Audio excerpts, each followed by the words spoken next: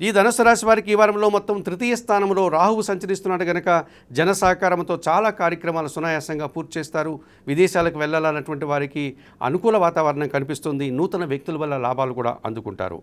చతుర్థ స్థానంలో శుక్ర సంచారం జరుగుతోంది. కుటుంబంలో శుభకార్యాలు నిర్వహిస్తారు. కుటుంబ సభ్యులతో సంతోషంగా కాలం గడుపుతారు. ఆనందంగా ఈ వారం అంతా కూడా ముందుకు సాగడానికి అవకాశం కనిపిస్తుంది. షష్టమ స్థానంలో రవి సంచరిస్తున్నాడు కనుక పోటీ ప్రపంచంలో మీదైనటువంటి శైలిలో విజయాలను సాధించుకుంటారు. మంచి లాభాలను ఒక రకమైనటువంటి అవకాశాలను కూడా ఈరోజు మీరు పొందగలుగుతారు.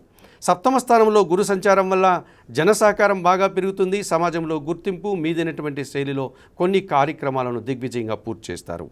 అయితే అష్టమ కుజదోషం కనిపిస్తుంది కనుక వాహన సమస్యలు కానీ లేకపోతే వాహనాలకు ఏదైనా రిపేర్లు జరగడం కానీ భూ వివాదాలు కానీ మిమ్మల్ని ఇబ్బంది పెట్టేటువంటి సూచన ఈ రోజులో కనిపిస్తుంది.